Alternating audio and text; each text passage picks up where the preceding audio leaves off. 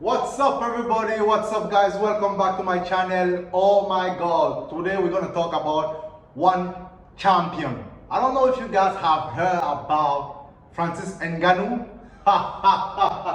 Francis Ngannou. If you don't know who is Francis Ngannou, let me tell you, my friend, who is Francis Ngannou. He's done. Oh, he got hurt with nganou. In December 2015, Francis Ngannou came to UFC to become one of the most frightening knockouter in the history of promotion. Francis Ngannou is a Cameroonian MMA fighter. By the way, he's a heavyweight champion. Dean has called a stop to this contest at 52 seconds of round number 2, declaring the winner by knockout and new undisputed UFC heavyweight champion of the world, Francis the Predator Ngannou. Bro, Francis Ngannou, man, is an animal. And I don't know if I mentioned it, he's Cameroonian. Where I'm from as well, I'm Cameroonian, you know. So it's a winning team. Cameroonian team is a winning team, guys. Woo! So I'm making this video today because, man, everybody is talking about Francis Ngannou. Francis Ngannou this, Francis Ngannou that, Francis Ngannou, Francis Ngannou. I need to tell you guys what's happening with Francis Ngannou. It's normal, man. He's the heavyweight champion and it's Cameroonian, so I couldn't not talk about it, man. It's my brother from my country. I'm Cameroonian. He's Cameroonian. He's a heavyweight champion UFC. I'm nothing. I'm nothing, but I'm gonna be something. Believe me, one day I'm gonna be something. Let's go back to Francis Ngannou, guys. So, for those who doesn't know, Francis Ngannou is a heavyweight champion in the UFC, and he's from Cameroon. And the story of this guy, it's crazy. So before I tell you what's happening with Francis Ngannou, let me tell you a little bit about him. So he was living in Cameroon with his mom, and he was very poor, like crazy poor. And he was doing some job, like he was, I don't know how to call it. He was like,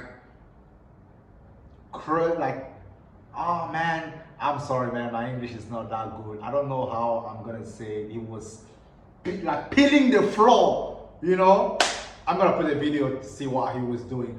So, and Francis Ngannou, one day he used to, like, he loved box. No, he loved box, and he always wanted to do boxing. And in Cameroon, boxing is not really paid, and there's not even like big boxing center. So the guy decided to go to Europe.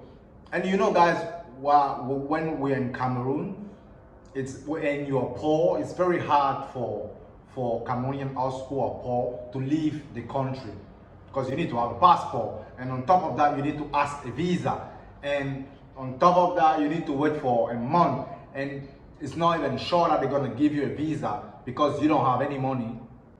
So what Francis did, I don't know if you see sometime video of clandestine immigrant trying to cross the sea with a small boat. That's what Francis did. In the past 3 years, more than 10,000 men, women and children have died trying to cross this stretch of water.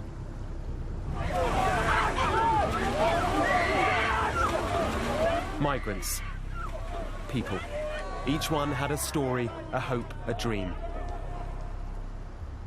Over just 6 days, we'll witness the intensity of the rescue attempts, the helplessness of the migrants, and the hopelessness of the effort to end the crisis.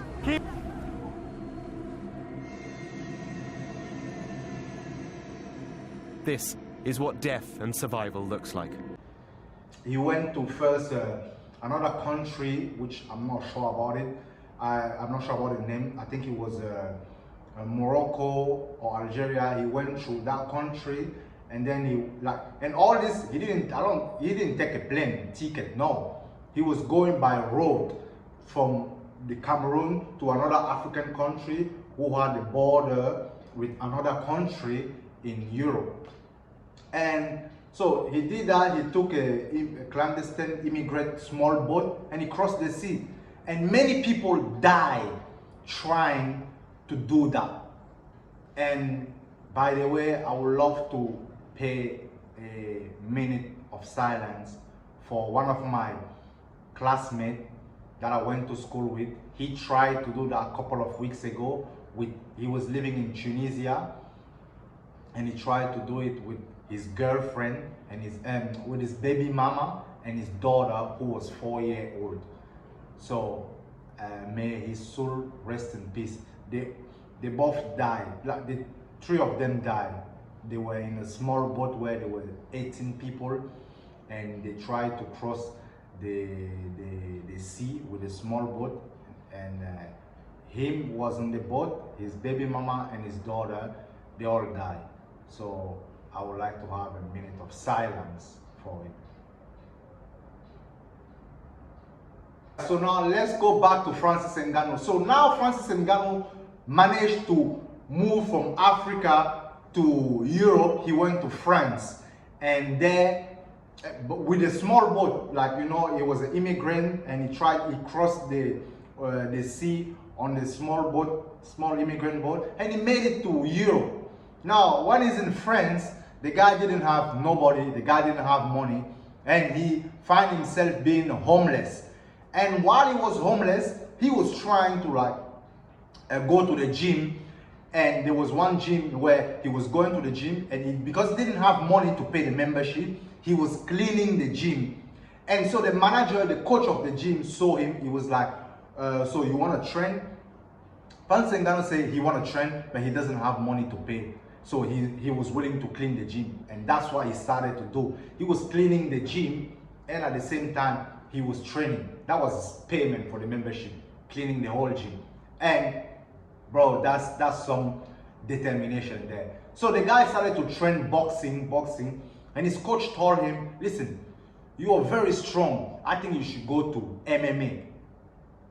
Long story short, the guy started to train MMA while he was homeless, and then he started to make his first fight. He won, and then they called him to UFC, and then now you know which is the big Francis Ngannou, heavy champion UFC. You know, that's all it is. So now Francis Ngannou decided to walk away from the UFC, and while he's a champion, you know, and the owner of the MMA fight didn't want to let him go. He was gonna be the highest paid fighter in the world, but Francis Ngannou decided to not renew his contract. Why? Yes. That's how I feel about it.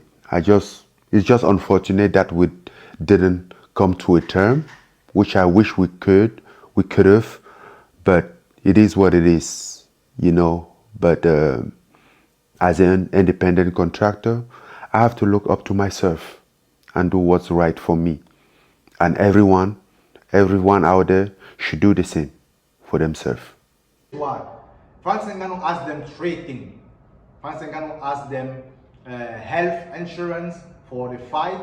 Francis Ngannou asked them the sponsorship, and Francis Ngannou asked them something else. I forgot about it. And the UFC told him, no, this is not how we make business. We are not gonna give you any of that. So he decided to walk away. So now a lot of UFC fighters are calling him pussy, are calling him names because he left the UFC. They are saying he's scared of fighting. But let me tell you this, Francis Ngannou is really, I think, is the last person in this world who is scared to fight anybody. Like, literally, this guy, when he go to Cameroon, he walk in the street at any time without bodyguard, and anywhere, even with the most dangerous neighborhood in Cameroon where people have gun, knife and everything, he walks without bodyguard, man, and he's just chilling. Like, and he doesn't even have a gun, nothing. So Francis Ngannou is the last person who's scared to fight anybody. So other fighters are saying he's scared to fight, blah, blah. But no, Francis Ngannou is a hero, man. He's trying to plead a cause for the other fighter, the new fighter, because MMA is really not giving big money to the new fighter. So Francis Ngannou wanted to change it, and they didn't allow him. They didn't allow him to do that. So he decided to leave. It's very sad for the UFC to lose a big champion. So we don't know who's gonna be the next champion. And he said, all right, the third one was, he was saying he wanna do boxing. Because as I told you earlier, Francis Ngannou always loved boxing. He always wanted to be a boxer, but the life brought him to UFC, and he still become a champion. But now he want to go back to boxing. So, and Tyson Fury decided he want to box with Francis Ngannou. So we're waiting for that big game, man, and that he's gonna make big money out of boxing. And I believe Francis Ngannou, any discipline, he's just gonna kill the adversary. Like he's gonna nail it. To me, Francis Ngannou, it's an animal. It's a machine. By the way, for those who doesn't know, on National Geographic, there was a documentary on Francis Ngannou, and they did some study on him, and the guy has the strongest punch in the world. Like, I don't know if you realize it, guys, but if Francis Ngannou gave you one punch, you could literally die. You know, he's stronger as Mike Tyson was before. So he has a stronger punch in the world. Bro, give up. It's not for, it is for a reason that he's champion. So like, fuck it, man. He's the man.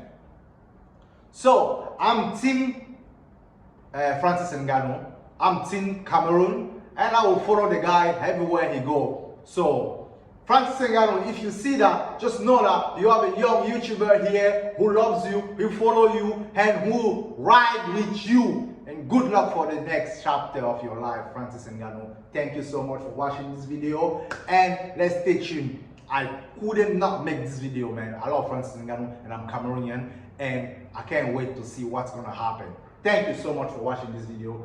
See you back. Don't forget to like and subscribe and share to your friend. Bro, I'm trying to make some money on YouTube, so help me out, guys. Here, help me out. I know I'm not consistent with my video, but I will really try to make more video for the people who are here, who love to see me talk with my stupid English accent, not accent, but with my broken English. I actually hope some people understand me. And I also do video in French for the people who are also here, who listen, who understand French and who speak French. I'm gonna do more video for you guys.